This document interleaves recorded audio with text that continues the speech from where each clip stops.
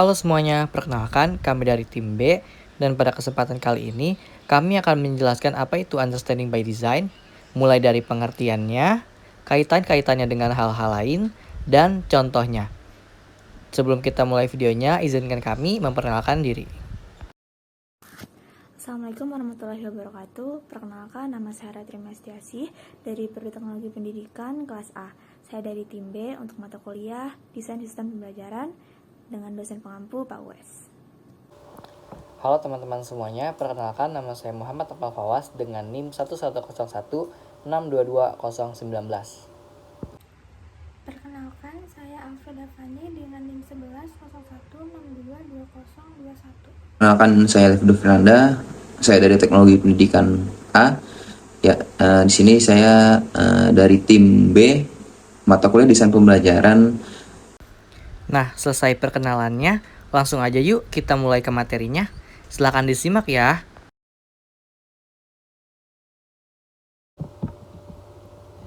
Nah, sekarang saya akan menjelaskan makna kata understanding dalam model sistem pembelajaran understanding by design.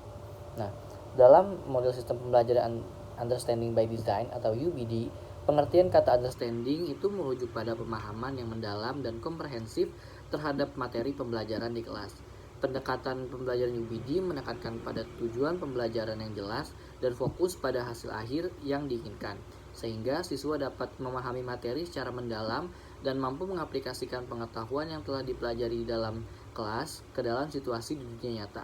Dalam UBD, pemahaman siswa diukur melalui bukti-bukti penilaian yang dirancang sebelumnya, sehingga siswa dapat menunjukkan pemahaman mereka terhadap materi pembelajaran secara konkret.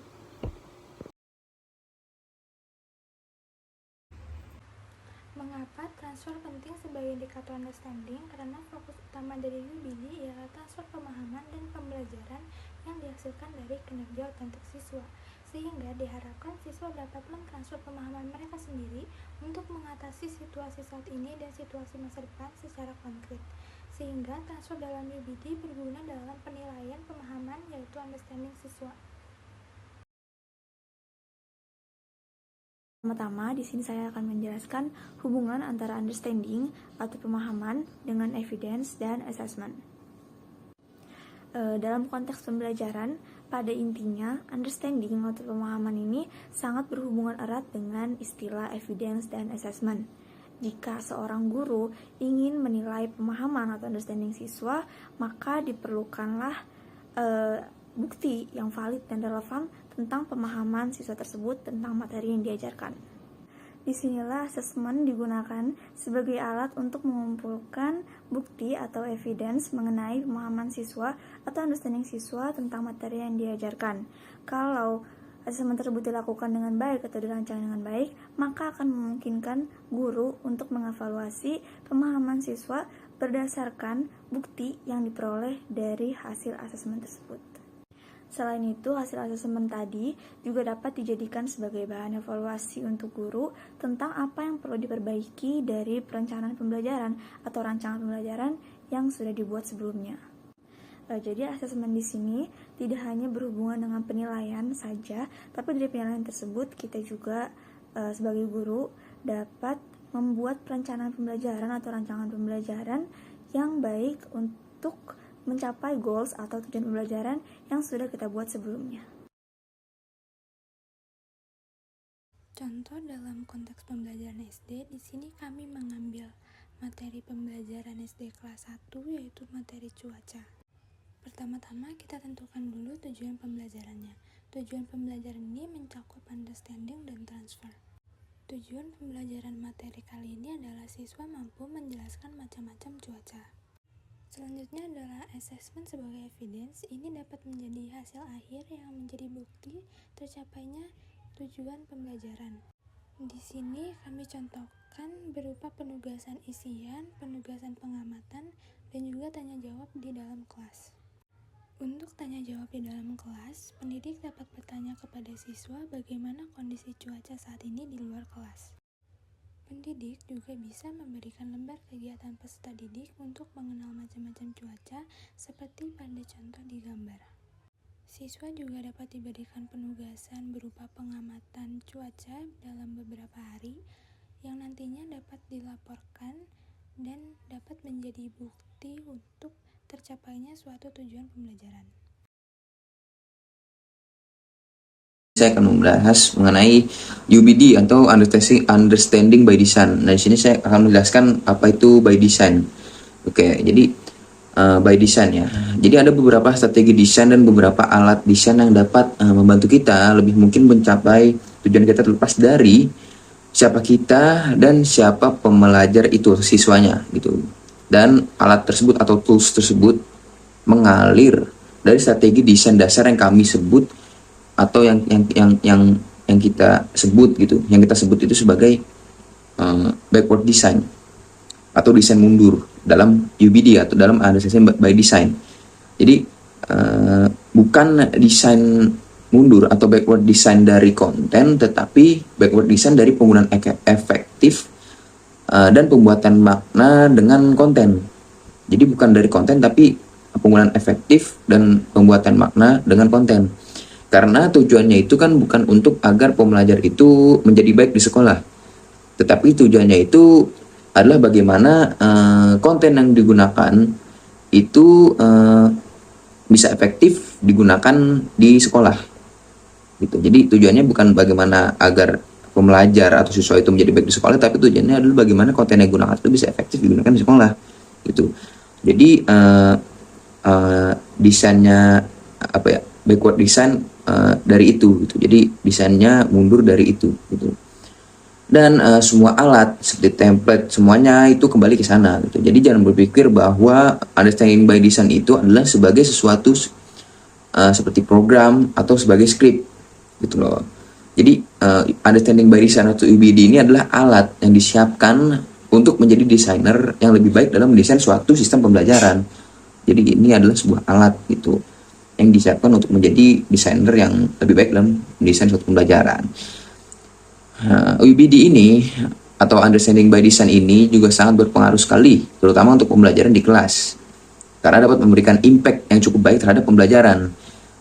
Dari yang mungkin apa ya, pusat pada guru atau diarahkan oleh guru ke instruksi yang lebih mengarahkan kepada siswa. Jadi yang lebih instruksi yang lebih berpusat kepada siswa gitu. Jadi ibaratnya dari yang apa ya bilangnya, teacher center ini lebih ke student center gitu loh. Terus tujuan dari Understanding by Design ini juga bukan hanya membuat pembelajar mengerti saja mengenai materi yang diajarkan, tetapi bagaimana pembelajar tersebut bisa menunjukkan pemahamannya tersebut, seperti apakah kamu bisa menggunakan apa yang kamu pelajari dengan situasi atau keadaan yang ada atau masalah yang ada gitu.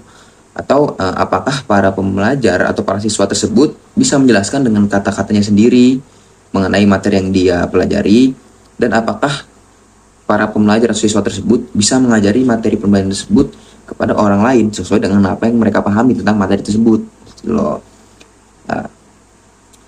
Pertanyaan-pertanyaan tersebut itu dilontarkan agar para pembelajar ini bisa benar-benar paham mengenai hal yang sedang dipelajari.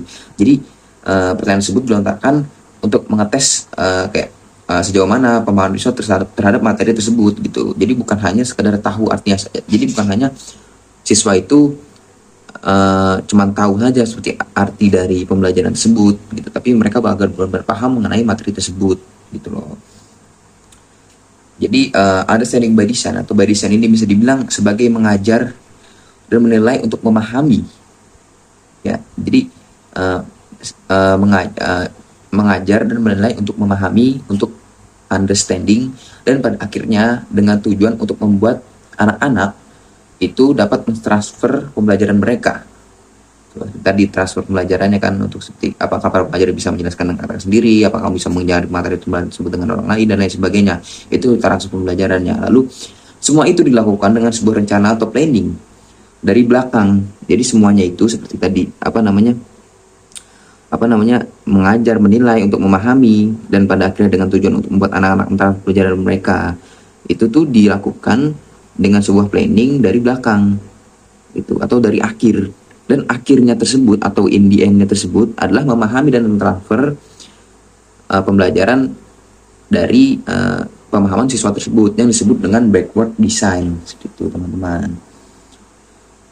Jadi backward design itu ya seperti itu tadi sudah jelaskan. Itu dia itu istilah yang ada dari understanding by design ini, dengan ibaratnya merencanakan pembelajaran dari belakang dulu, bukan dari dari awalnya. Lalu mengapa by design itu penting? Ya, by design itu penting dalam understanding by design. Dalam UBD itu ada istilah yaitu backward design, itu sudah saya jelaskan. Backward design ini adalah sebuah planning atau perencanaan pembelajaran yang dilaksanakan dengan menentukan tujuan akhirnya dulu. Tujuan akhirnya yang ingin dicapai adalah dengan membuat para pembelajar itu bisa memahami dan transfer materi pembelajaran sesuai dengan yang mereka ketahui dari materi pembelajaran tersebut, gitu loh. Jadi backward design itu ya planning, perencanaan yang dilakukan dari belakang, yaitu dengan menentukan tujuan akhirnya terlebih dahulu, gitu loh. Lalu menentukan atau mengembangkan suatu asesmen yang dapat mendorong tercapai tujuan yang ingin dicapai tersebut. Jadi setelah kita menentukan tujuan akhir dari pembelajaran tersebut, kita menentukan atau mengembangkan suatu asesmen atau teknik atau dorongan yang dapat mendorong tercapai tujuan yang ingin dicapai tersebut. Lalu tahap terakhirnya baru merancang pembelajarannya, seperti itu teman-teman. Seperti contohnya, saya di sini mengambil contoh dalam pembelajaran IPA ya. Kita misalkan pertama menentukan tujuan pembelajaran dulu, karena kita kan berdasarkan backward design dari akhir gitu. Misalnya siswa dapat memahami tujuannya ini ya, siswa dapat memahami bagaimana proses pertumbuhan kacang hijau dan dapat menerapkannya di kehidupan sehari-hari. Nah, itu adalah tujuan akhirnya gitu, tujuan pembelajarannya lah gitu. Lalu yang kedua, kita melakukan asesmen atau penilaian dengan melibatkan siswa di dalamnya. Misalnya siswa saling mengajarkan satu sama lain atau diskusi terkait pertumbuhan biji kacang hijau ini gitu, karena kita melakukan pertumbuhan biji kacang hijau. Lalu siswa melakukan diskusi langsung dengan guru atau pembelajar agar guru tersebut dapat paham sejauh mana pemahaman dari siswa tersebut mengenai materi pertumbuhan kacang hijau ini.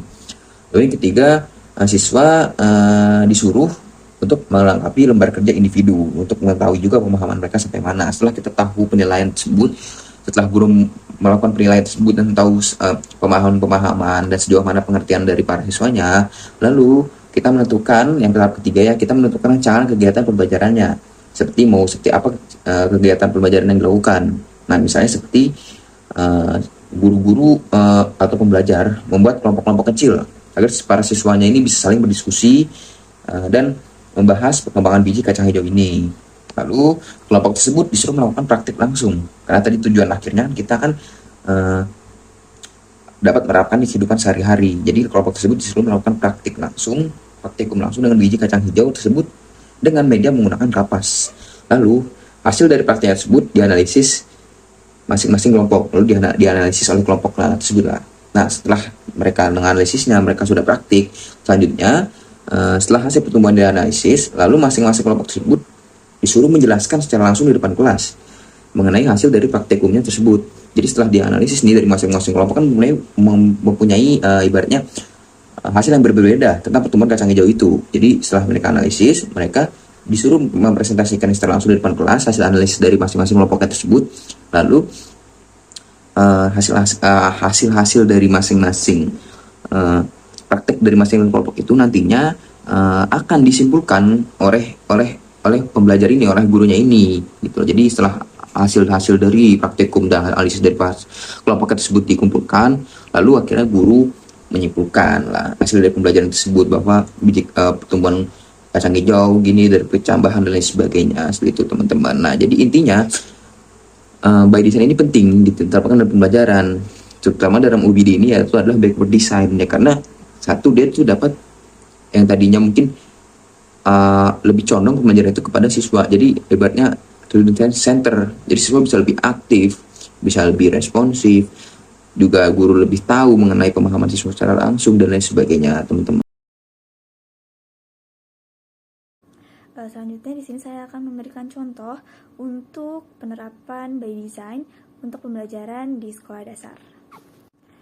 Seperti yang kita tahu bahwa untuk kelas SD atau untuk anak sekolah dasar akan lebih mudah paham kalau mereka melihat langsung materi tersebut atau mempraktikannya langsung, karena mungkin kesulitan untuk berimajinasi jika hanya suruh membaca atau jika hanya dijelaskan saja. Mereka akan sulit untuk berimajinasi sebenarnya seperti apa gambaran dari yang dijelaskan oleh guru.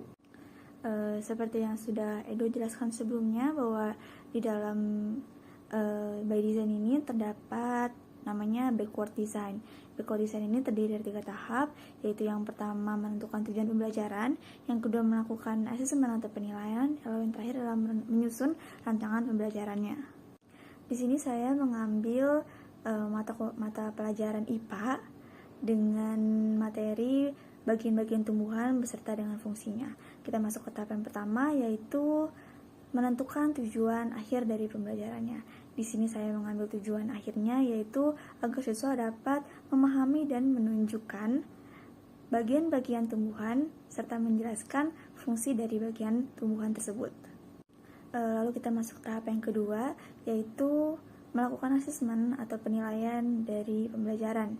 Ya, dengan mempertimbangkan yang sudah saya jelaskan sebelumnya, bahwa anak SD lebih mudah untuk paham jika melihat langsung atau mempraktikannya langsung.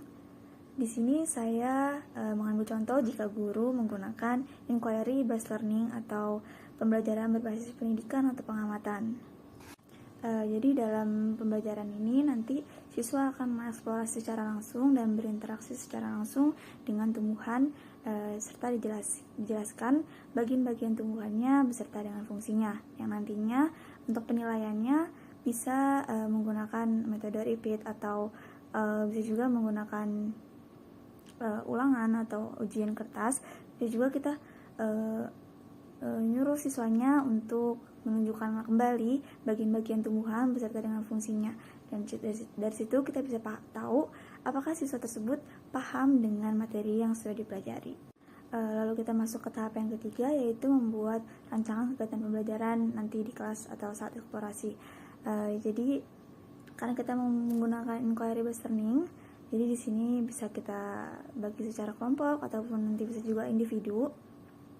Untuk kegiatannya nanti siswa tersebut bisa melihat secara langsung, bahkan menyentuh secara langsung tumbuhan tersebut, dan kita bisa tunjukkan sebagai guru bahwa ini loh batang, ini loh daun, ini loh akar. Gitu. Nanti kita jelaskan juga dipandu fungsi akar itu untuk menyerap air, untuk menyerap makanan, atau untuk batang atau daun itu fungsinya seperti apa, fungsinya untuk apa gitu. Jadi dengan melihat dan menyentuh langsung dari materi yang dijelaskan, maka siswa akan lebih dalam untuk paham mengenai materi yang sedang dipelajari.